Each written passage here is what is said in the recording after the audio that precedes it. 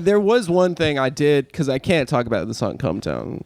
And, you guys are my boys I could be a little bit more emotional with, I'm not a boy. I'm gonna you're my boy, though, All right, fine. But you guys do know that I was like an indoctrinated Zionist youth, right? You do know that I lived in... You were I have to go. You're a foreign middle class Jew. Felix is No, right now. I did a gap year before college in Israel as, it was my Zionist calling. And, I do think that this would be probably a good platform for me to talk shit on that experience. Yeah, let's hear it. Lay it on the line, dude. What was it like? By the way, we don't it was expect terrible. a 17-year-old from your context to necessarily have the best politics on Israel. Yeah. Well, yeah. Well, you were 17. Are universally stupid. I turned 19 there. It was like would have been my freshman year. So I took classes and then I worked on an ambulance like half the year. But I remember there was like this. So I was like pretty fervent Zionist, but like also I like went to Zionist summer camp. But like the reason I sort of thought I think I got into it in retrospect was that I was getting like BJs, hand J's, like from like girls from New Jersey, and no one in my public high school in Las Vegas wanted to like suck my dick. So I was just like, well, that must mean that Israel is like really they have like a right to like build a wall. Well, like that's the number. That's the theory behind birthright, right? Like get these horny kids to come here and seriously, get laid. that would work on me. That would work. Dude, 100%. seriously, yeah. And I got really involved. Not me, because I had sex, but I understand, especially well, I had for sex. boys. I lost my virginity at Zionist summer camp. Thank you very much. It was by design. Yeah, it's all by design. When you're on birthright and a girl with braces sucks your dick, it's called the Iron Dome. Yeah. So it's not sports. So they sent us. So like the summer before I went to Israel, they sent us to like we did like a Jewish leadership program. And they sent us to Capitol Hill to teach us how to lobby our members of Congress. Oh my God. Yeah. So, by the way, Adam, I hope none of the Come Town fans listen to this episode. Well, I don't know. I brought this up at the last Funny Moms, but it was fun. I mean, whatever. There's a little overlap, but I'm from Nevada, so they set everyone up with our Congress people, and fucking Harry Reid agreed to meet with me and my friends Alex and Tommy. In his office, and so they like give us all the talking points. They're like, this is why it's important to build. It's not a wall, it's a security fence. And this is why it's important to protect Israel no matter what. My name is Adam Friedland. I'm 16 years old, and I'm desperately trying to get this girl Becky Kaplan to touch my dick. So yeah, I remember like going to the fucking Senate building because what was Harry Reid like? He's tall. He's taller than you think. He was a boxer. I think that we were song, just talking about Simon Harry and Reid the other Garfunkel song was about Harry Reid. Yeah. He was also the inspiration for the Tommy Smothers character in Casino. Yes. When I comped you, Mr. Senator, Mr. State Senator, you were milling around. But he was actually the opposite of that character because that character gets bribed a lot, and Ace goes off on him. But the real Harry Reid, this undercover informant tried to bribe him, and Reid just started choking him, and these agents had to run into the room. I heard Harry Reid's actually very interesting backstory. Like his mother was like changing sheets in hotels. He like came from nothing. He was born in this like middle of nowhere, like from a fucking like Western kind of town called Mormons, right? Searchlight, Nevada. And he's Mormon, and I think he married a Jewish girl. He made her convert, which my parents not okay with that.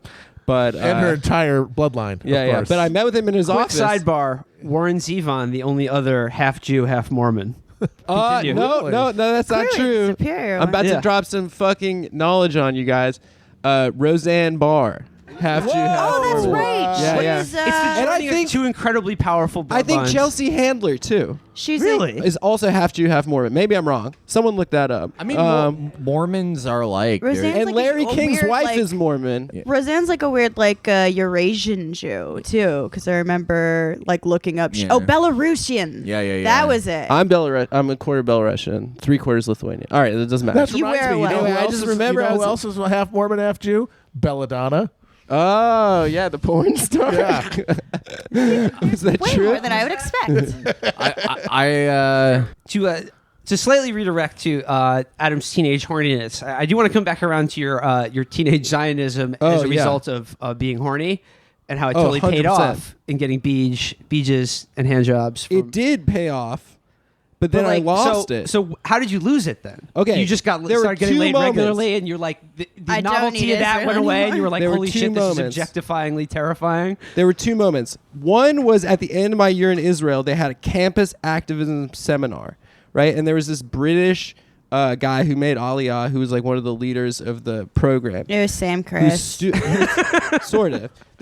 My program was half British, half American, and they're all from North London, and they all live in like this like a 2-block radius. It's like a shit in Jerusalem, mate. Yeah, it's We're a building shtetl. a bloody Tesco next to the temple. They're all Tories, and they're all fucking like repugnant, and they flat ironed their hair, and they all had Euro mullets. But these dudes. Okay, so anyway, this dude stands up and he's like, "Next year, you are going to war.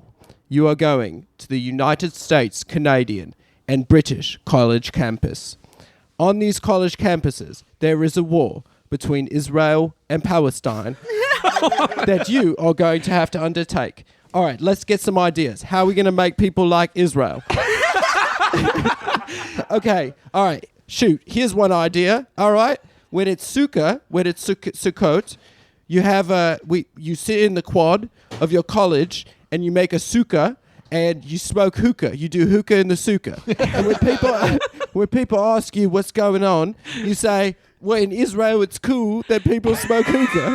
And I was like, "What the fuck is this?" The fuck did They were you like, say? the Palestinian campus activists are going to spread lies. They're going to say that Israel is killing the Palestinians. They're going to say that Israel is brutal. And they're going to say, and then I was like, yeah, okay, they are. Like, I mean, they're doing all of that. And then there was one weekend where they took us to the settlements.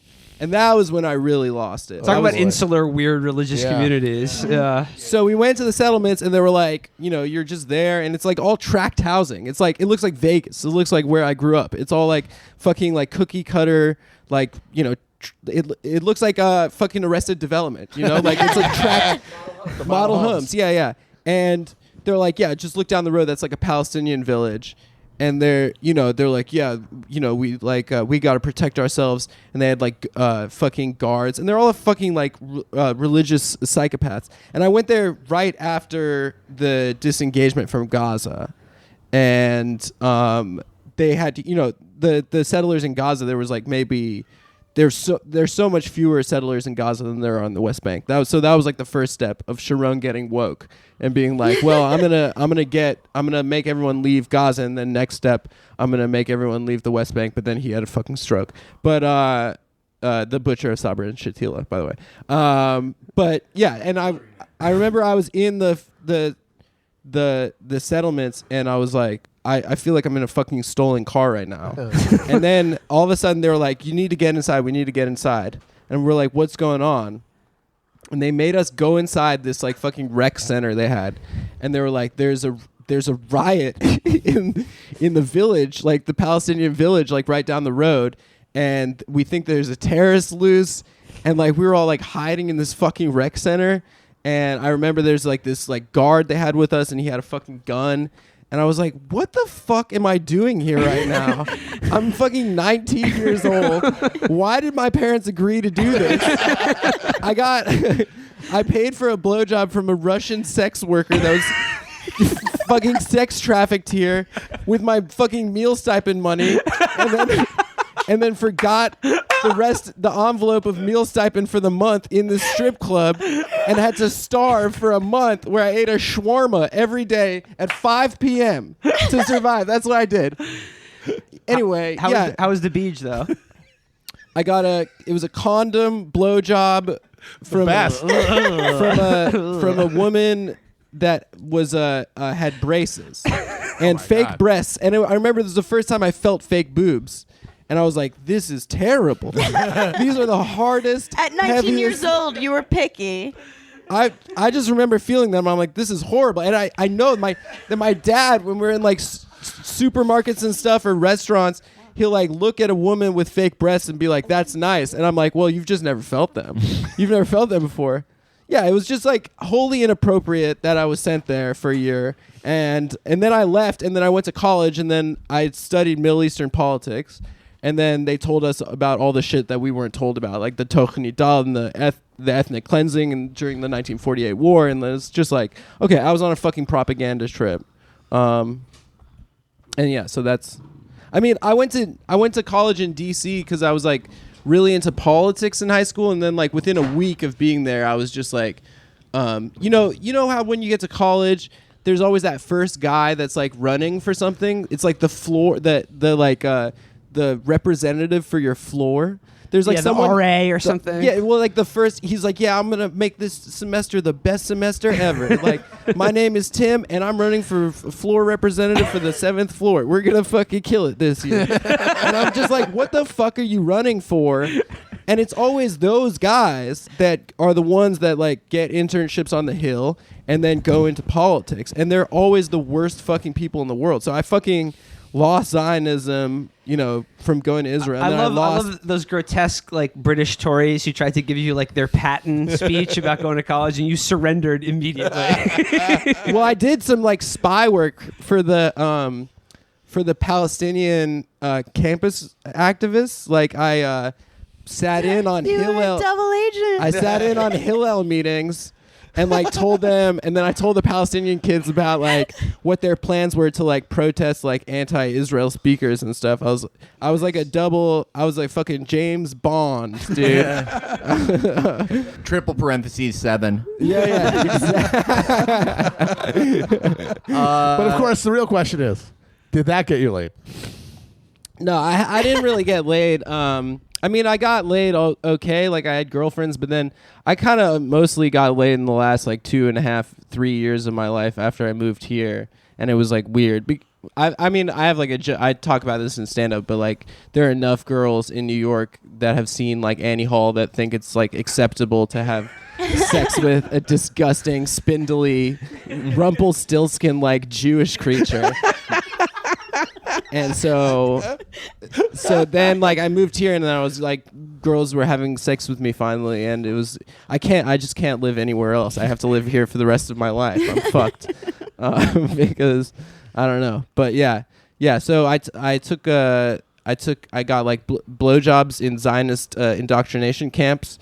And then I took a break for like 5 years until I was like 27 years old.